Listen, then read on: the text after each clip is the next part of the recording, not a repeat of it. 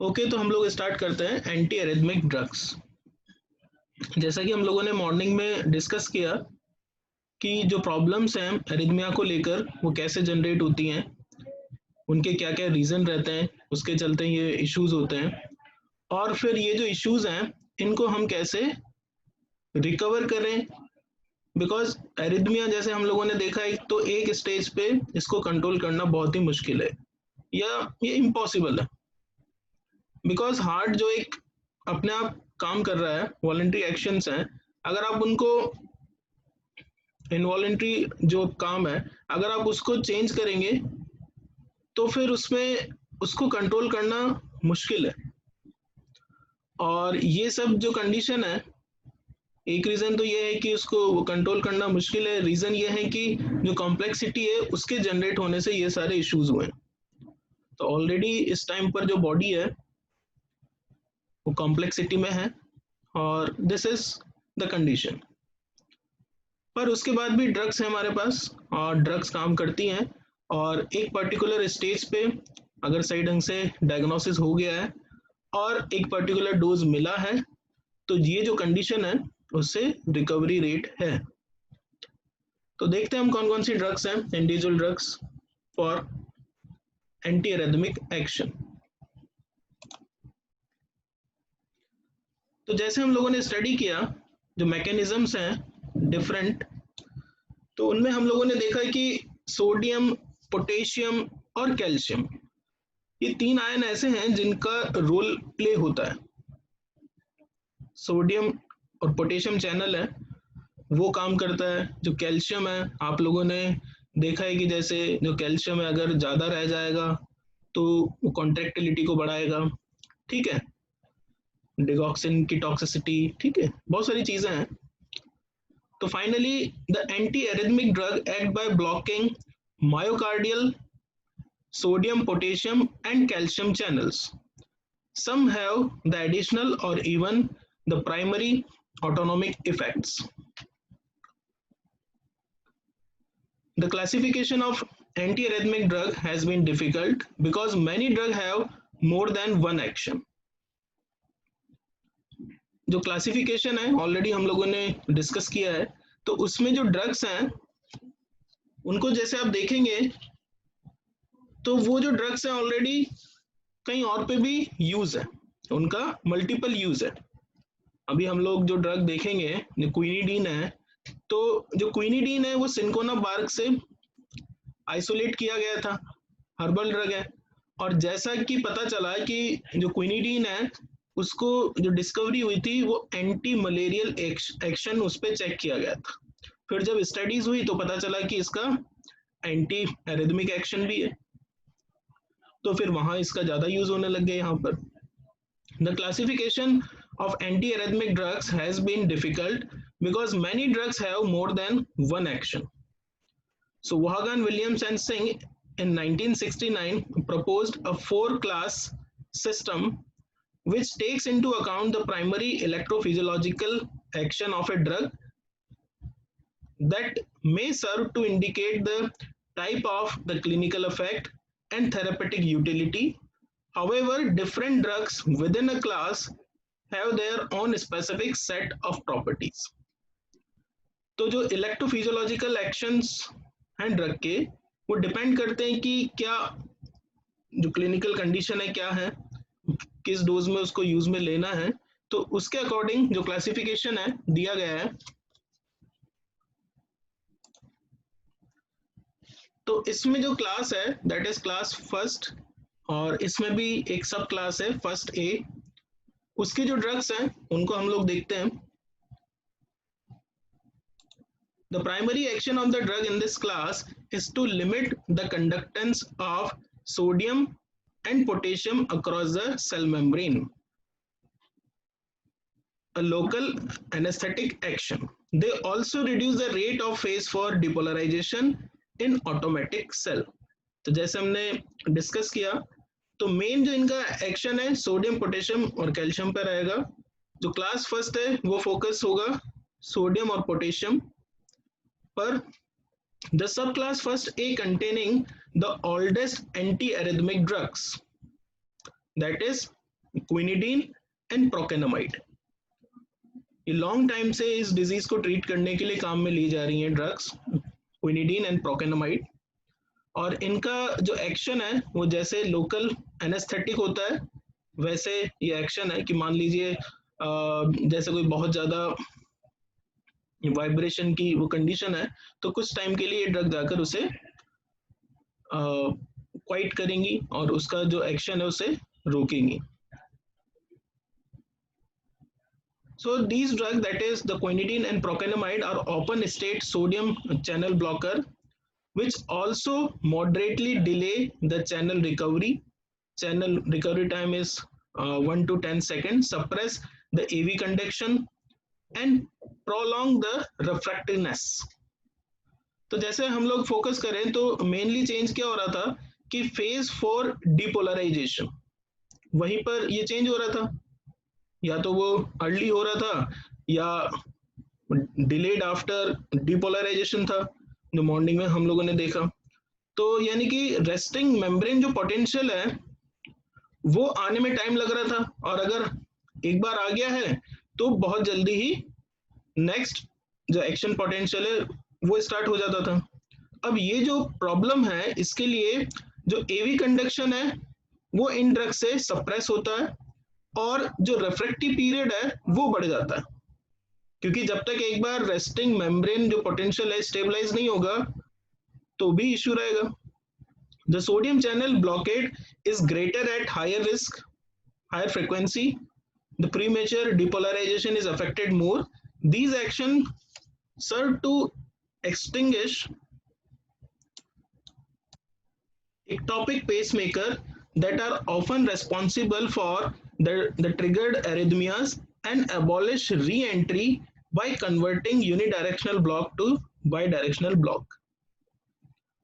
अब जो sodium channel है एक्चुअली हो क्या रहा है कि जो इक्टोपिक जो पेस मेकर्स हैं यानी कि वहां पर अलग अलग फोकस बन गए हैं और वो पेस मेकर की तरह काम कर रहे हैं और उसकी वजह से जो एरिथमिया है वो ट्रिगर्ड हो रहा है। तो जो सोडियम चैनल ब्लॉकेड होगा तो फिर वो अलग अलग जो इक्टोपिक पेस मेकर्स हुए थे उनका काम बंद हो जाएगा, तो जो पेस मेकर की एक्टिविटी है वो ओरिजिनल फॉर्म में आएगी और धीरे धीरे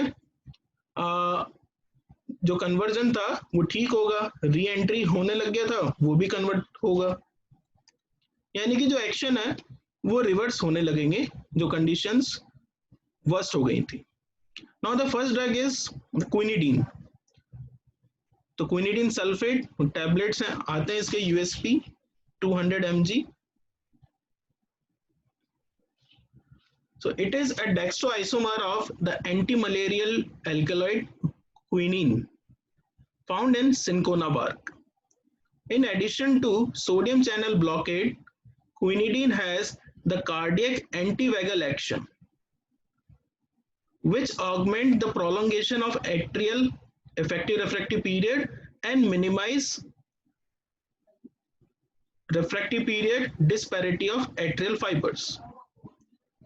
तो इसका जो एक्शन है सोडियम जो चैनल है ब्लॉकेट होता है, और अभी जो हम लोगों ने देखा कि जो इक्टोपिक पेसमेकर एक्टिविटीज हैं उनको ये कम करते हैं जिससे कि इफेक्टिव रिफ्रैक्टिव पीरियड भी ठीक होगा, प्रोलॉन्ग होगा और रिफ्रैक्टिव पीरियड में जो भी डिस्पैरिटीज थी वो मिनिमाइज होंगी। The AV node ERP is increased by the direct action of quinidine। जैसे ही सोडियम चैनल का ब्लॉकेड होगा ये इफेक्ट देखने को मिलेगा, but decrease by antivagal action, overall effect is inconsistent. The quinidine depress myocardial contractility, failure may be precipitated in damaged heart. तो हो सकता है कि जो फेलियर है अगर डोज ज्यादा हो जाएगी और ज्यादा डिप्रेस हो जाएगा तो हो सकता है कुछ डोज पर इफेक्टिव ना हो। ECG अगर हम देखें तो PR इंटरवल जो क्विनिडीन है हम लोगों ने मॉर्निंग में देखा PQRS, तो इंक्रीज करता है ये PR और QT इंटरवल्स को, जो कि यहाँ पर जो चेंजेस आ गए थे बहुत ही पास पास होने लग गए थे, ठीक है, वहां पर इसका इंप्रूवमेंट होगा। And tend to broad the QRS complex. The changes in the shape of T waves may be seen reflecting effect on repolarization.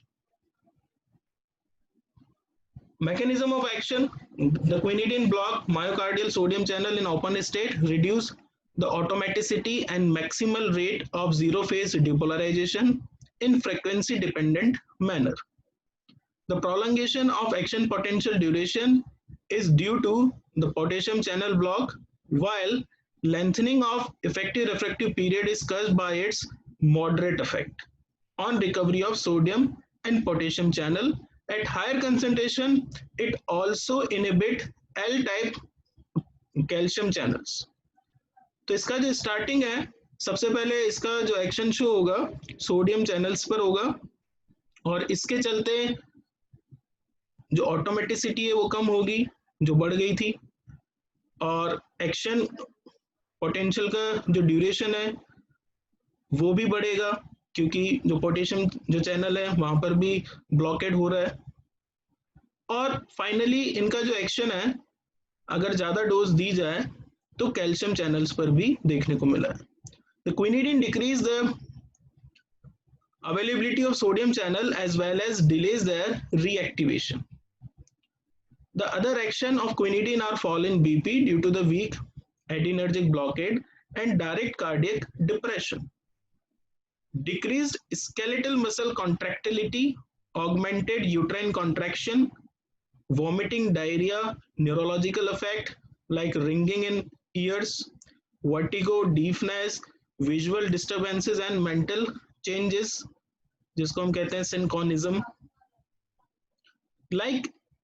तो ऐसे इफेक्ट इसमें देखने को मिलते हैं अगर एज ए साइड इफेक्ट या एडवर्स इफेक्ट की हम लोग बात करें, बिकॉज जो बीपी है फॉल हो जाएगा, द क्विनिडीन डिक्रीज, सोडियम की क्वांटिटी जितना चाहिए ना, बिकॉज सोडियम का जो लेवल है वो मेंटेन होना जरूरी है।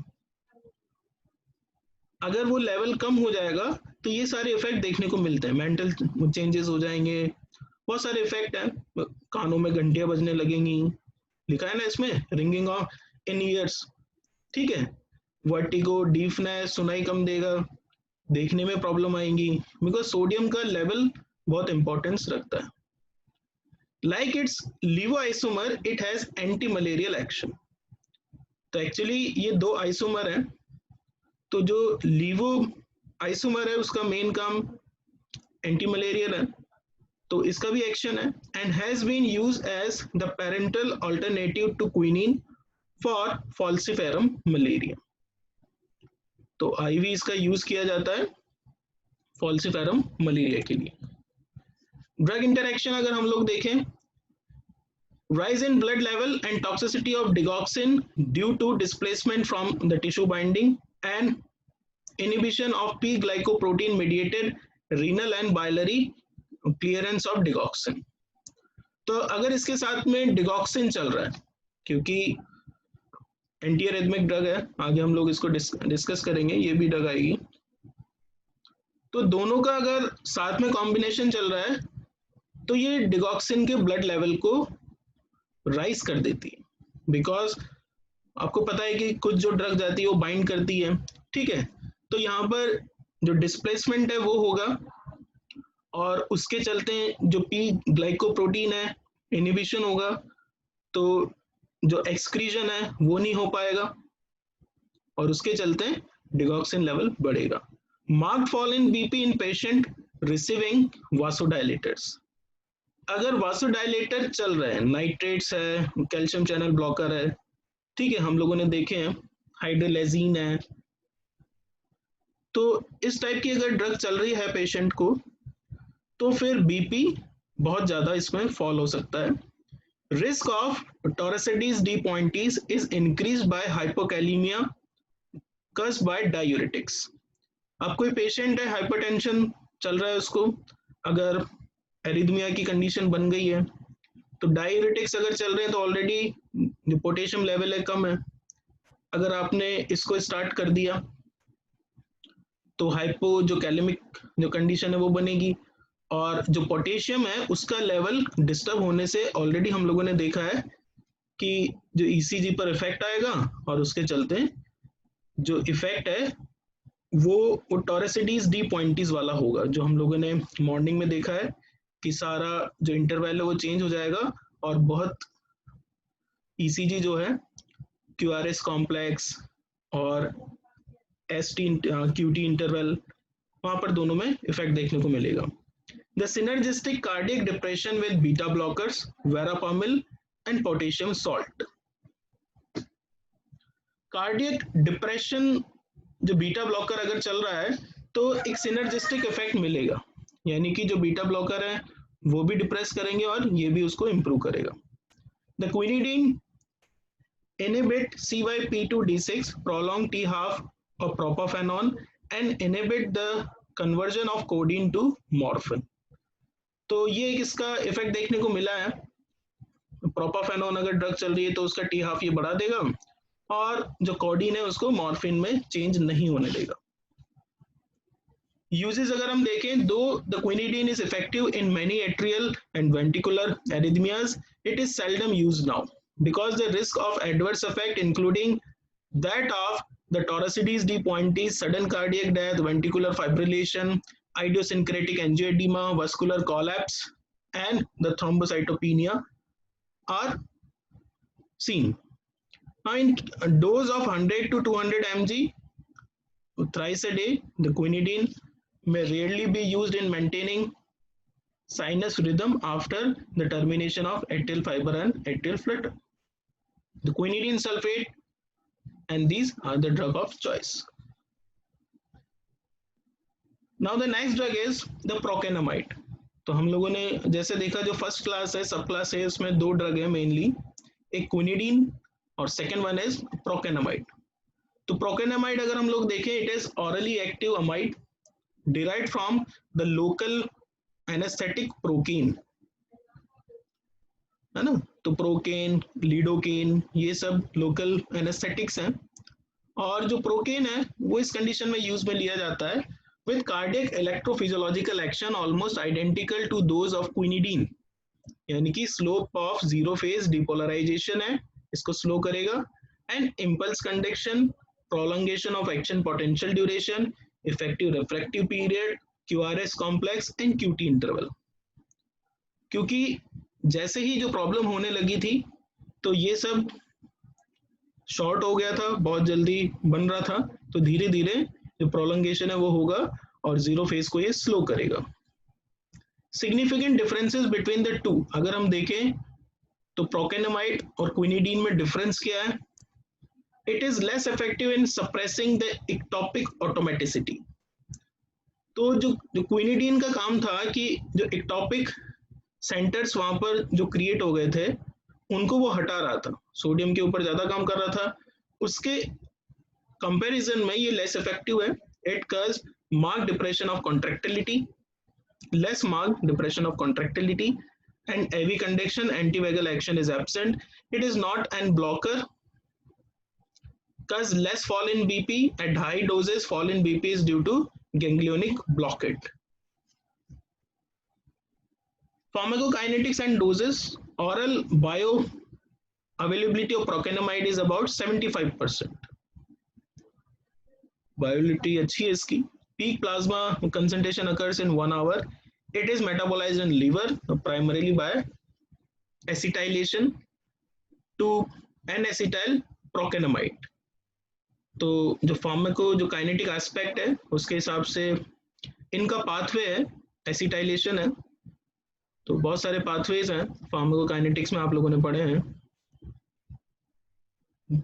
ग्लूकोरोनाइड कॉन्जुगेशन, ठीक है. तो उसमें से ये जो एसिटाइलेशन है उसको इन्होंने चूज किया, which has no sodium channel blocking property but block the potassium channel and prolong repolarisation. Action potential duration is lengthened, again change हो जाएगा, बढ़ेगा. There are fast and slow acetylators of procainamide as there are for isoniazid. The plasma T half is relatively short with 3 to 4 hours. Dose for abolition of arrhythmia 0.5 to 1 gram. इनका जो dose है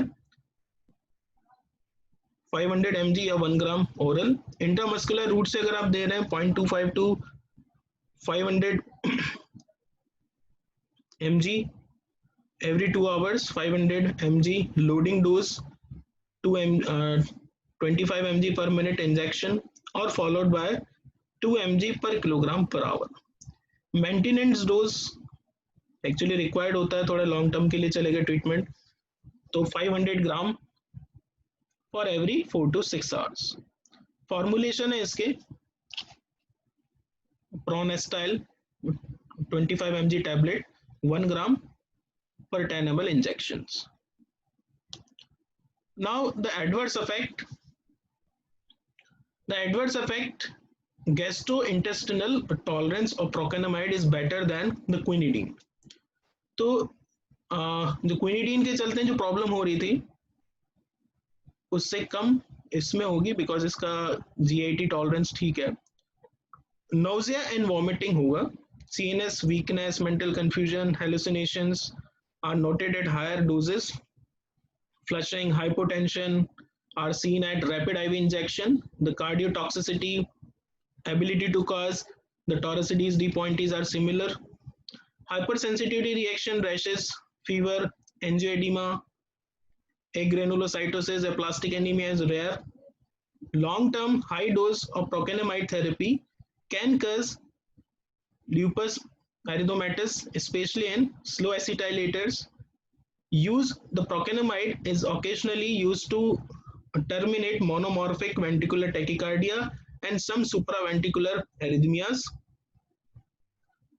तो इस तरीके से इसका effect देखने को मिलेगा। और finally the procainamide is not suitable for the prolong oral therapy because of the poor efficacy. तो यहाँ तक का पार्ट है